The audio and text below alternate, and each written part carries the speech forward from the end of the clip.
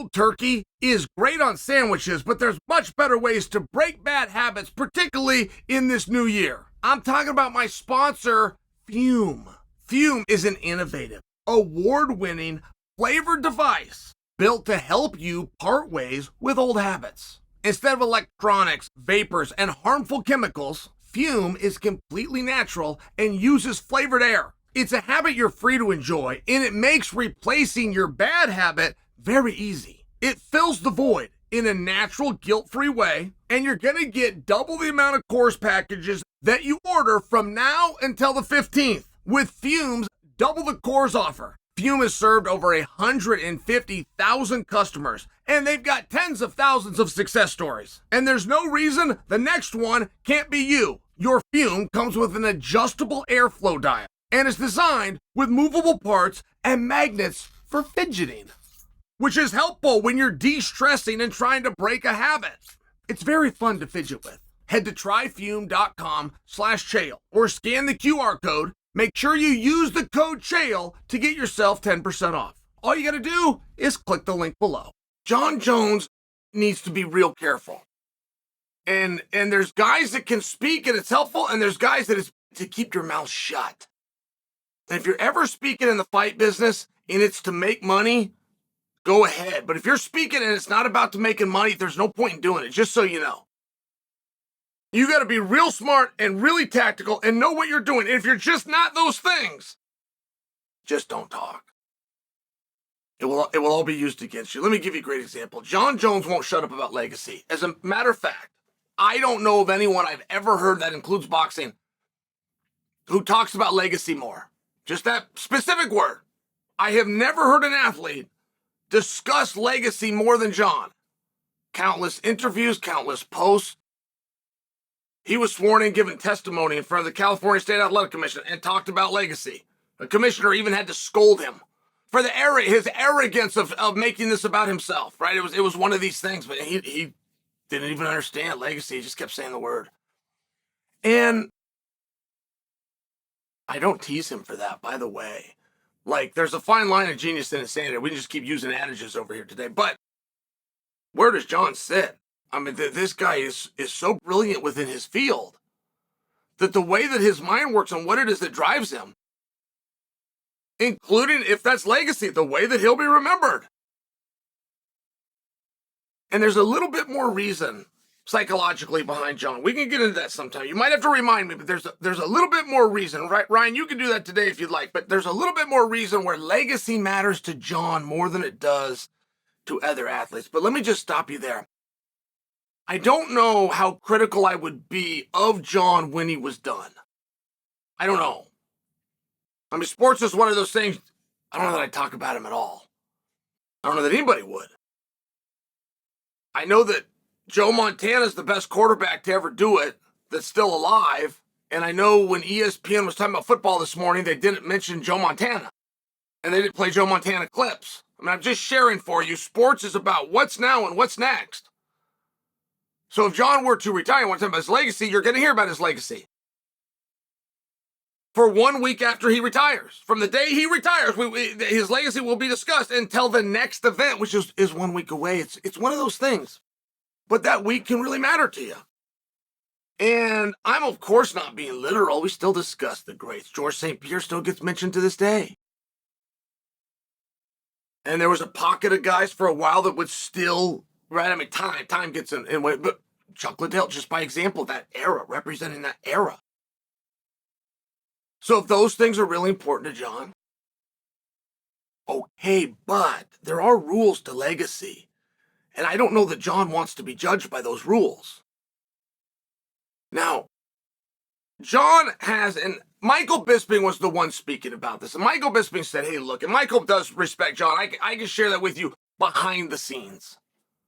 The night I lost to Jon Jones, I'm in the hallway and I'm down in the dumps and I pass Bisping. He grabs me and stops me and says, hey, he's the best. Let it go. And I looked at him, I said, yeah, why is he so good? And Mike goes, I don't know. He just is. Let it go. Just like that in the hallway. And it bucked me up a little bit, right? So Michael said, whether you like it or not, if Jon doesn't fight Tom, if they both fight at the same time, They are both fighters at the same time. If the media and the pundits and you, the fan base, has made it clear that these are the two guys and they don't compete, it's a problem. To be remembered and to be the GOAT, you can't be the greatest of all time if you weren't the greatest of your time.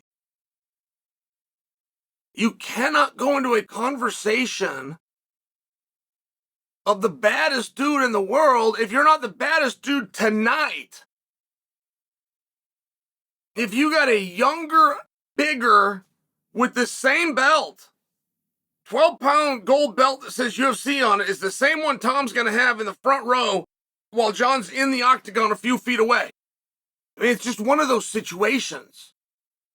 I'll give you a real recent example. You want to know who avoided this, but it was coming. It was coming down the pike. Khabib. Khabib beat everybody, and there was no question.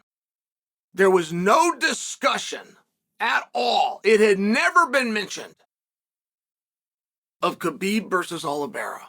Oliveira was a brand new addition, and he was 4.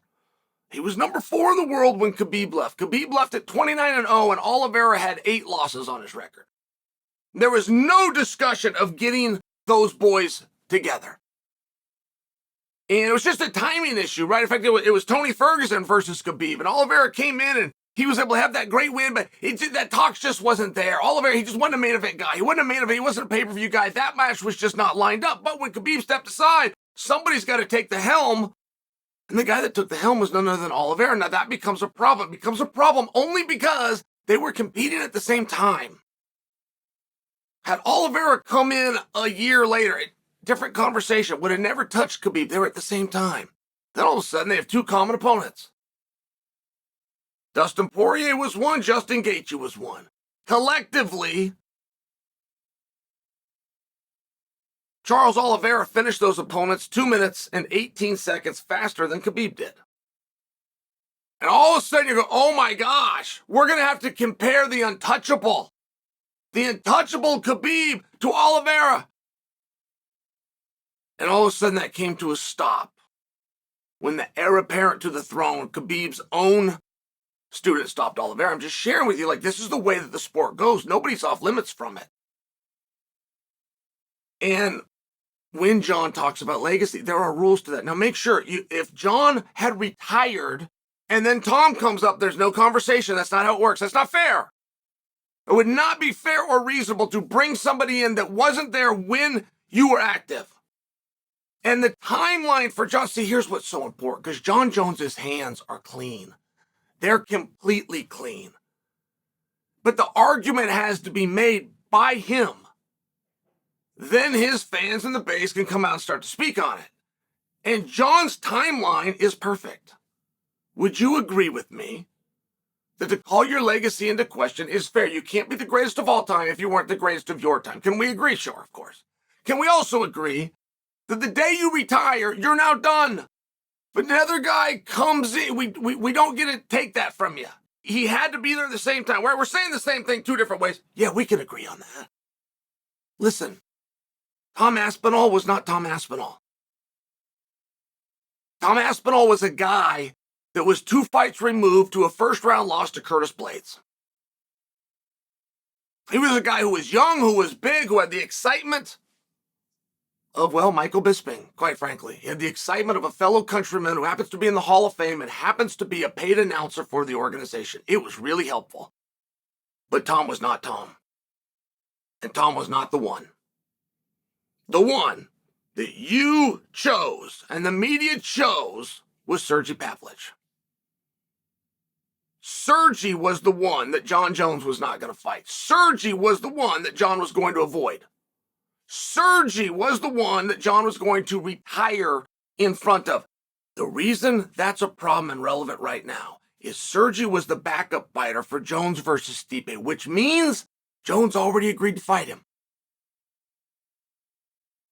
Jones already said, I'll fight him if he doesn't show up. And Stipe said the same thing. That's the problem that everybody has. And the reason that's a problem, because that was the night that Jon was supposed to fight. And if he would have retired as planned, Tom's not in the conversation, and he would have been clean on Sergey, who would have been in the front row and was a backup fighter. I'm just sharing with you. He'd be clean and he'd be out.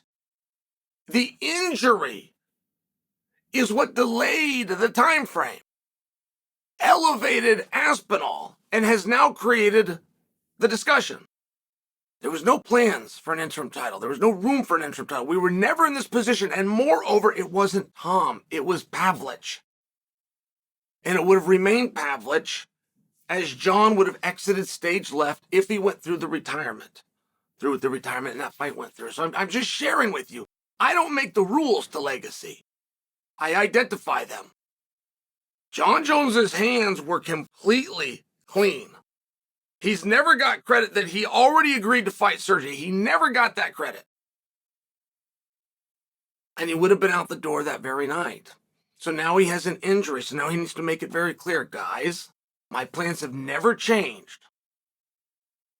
They were delayed. I had an injury. They were delayed. Congratulations to you. My injury has created an opportunity, and it sure looks as though you're making the most of it. Attaboy. I am not going to change my plans for you. While you might be impressed with yourself, and you might even have a guy with a microphone that's impressed. You might have even convinced a few people. I am not. I like guys from a different era, and one of them I have business with, and I'm going to finish it. But I ain't afraid of you any more than I was of Pavlich, any more than I am of Stipe. Any more than I was of Ngannou. I mean, he could have just told the story. The truth is on Jon's side. The timeline is on Jon's side. Jon doesn't know that timeline. He doesn't study the sport. He didn't realize everything is true that I just said until I just said it. He's sitting back right now and going, boy, yes, what Chael said, yes, all of that. I would have been done. I would have been out the door. Tom wasn't even Tom. Pavlich was the guy. I had to hear about him all week. I'd already agreed. He was the backup fighter. What the hell's going on here? But it's his story to tell.